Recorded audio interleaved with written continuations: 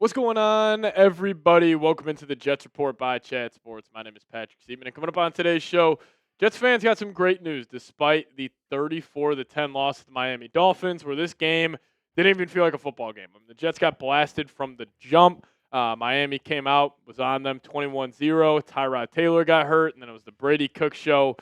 So not a lot of takeaways from the game besides the Jets just got absolutely blasted. The Miami Dolphins were they're really locked in, and they're up to 6 wins now in the season, funny enough. But the great news for Jets fans, and I'm by no means um, saying injuries are a good thing. I feel so bad for Daniel Jones.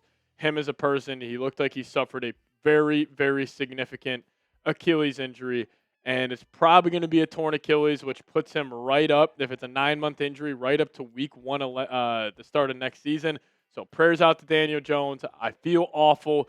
But in terms of the Jet side of things, this is huge. There is no doubt about it. Like, obviously, never rooting for injuries, never hoping for somebody to get hurt. But if you're just taking this from a Jets fan perspective, I mean, this is big time. Because the Indianapolis Colts, let me just double check their schedule here, because they fall to, I believe, 8-5 on the season. They're 8-5 right now. Next week, they're in Seattle. The week after, they're taking on the 49ers. The following week, they have the Jags, and the next week, they're in Houston. I think there is a real possibility that the Indianapolis Colts are 8-9, and that first-round pick you got from them, I mean, shit, man, that could be the 16th overall pick.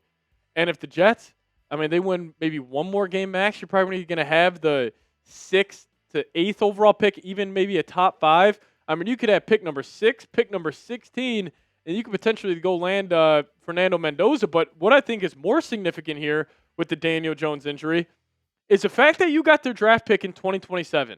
Now there's question marks. Are they going to extend him? Because I really find that hard to believe. I think if you would have said that when they traded for Sauce Gardner, there was already a deal written up for DJ to get extended. But it's a huge question mark on who's going to be the Colts quarterback next year.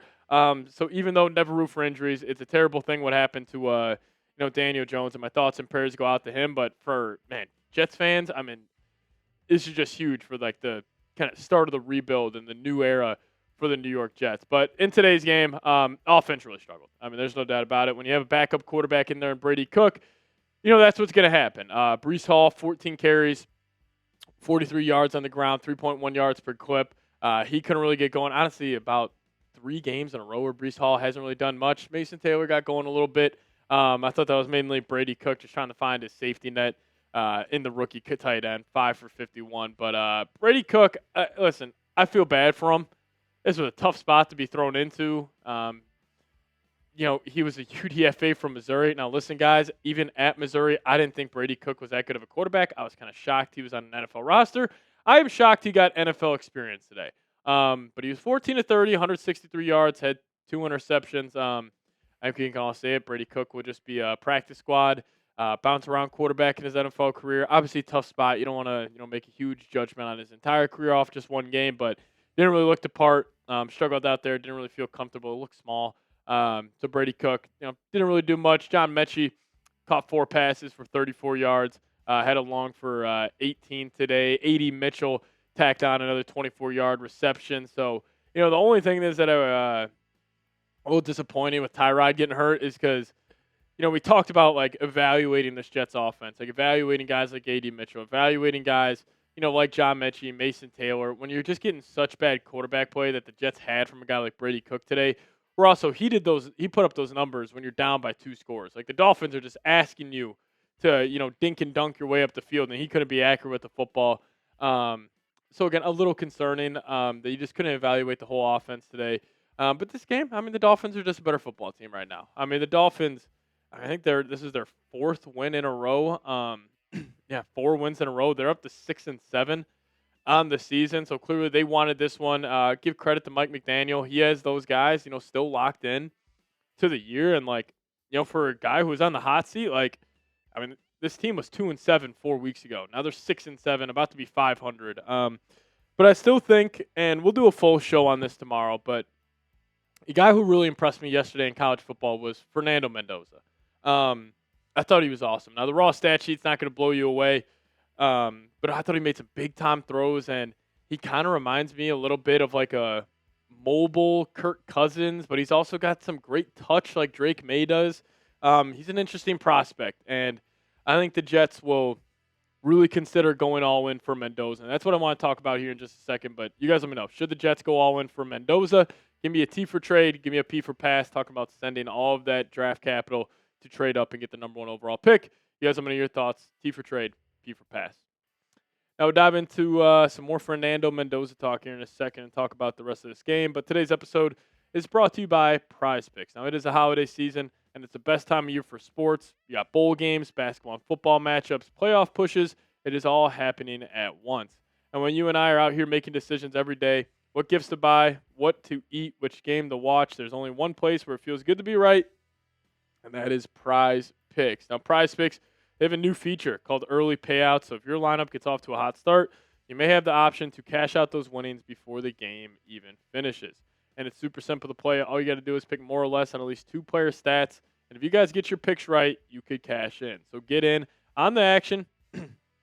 Prize Picks is now available in 45 states, including California, Texas, Florida, and Georgia. So download the Prize Picks app today.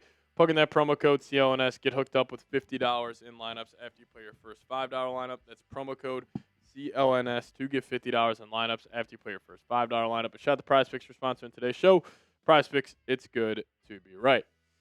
So obviously the Dolphins just found the rhythm early on in this game and just kept it going. Really wasn't a contest throughout any of it. But I do just want to talk big picture here for the New York Jets and talk about Mendoza because and I'll do a full show tomorrow, really diving into Mendoza and laying out how the Jets can trade up from. Just some early kind of rough draft thoughts on Mendoza. The guy, I just love his. I really do love his personality.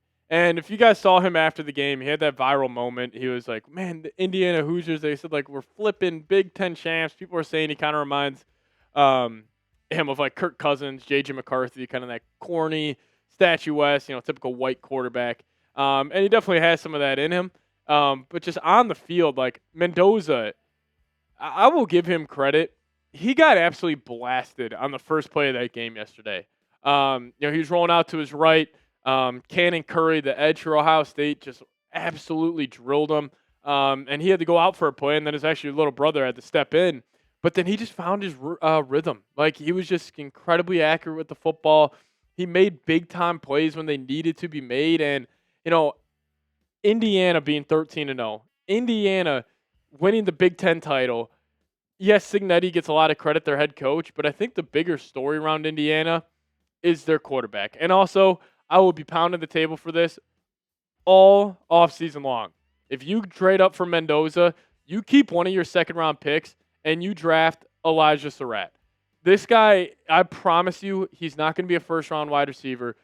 He will go early in the second round. He will be one of the best receivers in this class. Elijah Surratt, Indiana. Keep your eyes out on him. But honestly, like Mendoza, what he showed me yesterday is that, like, if the Jets do send the farm for him and they send all the future draft capital and they – like, even if you send both picks this year, 2 of the 3 next year, and you send 4 first-round picks to move up from 7 to 1, he's shown me enough where I'm like, okay, I can get behind that. Because clearly they somewhat believe in the guy. They had a lot of scouts at that game yesterday, which I thought was pretty cool. But, again, most teams had scouts at that game yesterday. But overall, Mendoza really impressed me. So I would be willing to go all in on him. Clearly you're going to need it, or you have a need at the quarterback position, and I don't really think you're going to fill that need with any of the guys you have on your roster right now. But I'd do it. Mendoza impressed me. He's a hell of a player. I like his moxie. I like his composure. And we'll do a full video on Mendoza tomorrow, really diving into how good he was. But, hey, if you guys made it to the end, again, not really like a post-game reaction. It's more talking about other stuff in the league that happened. But appreciate all of you guys for tuning in. If you guys watch this entire thing, hit me with the Go Jets down below. And we'll get on out of here. As always, Go Jets.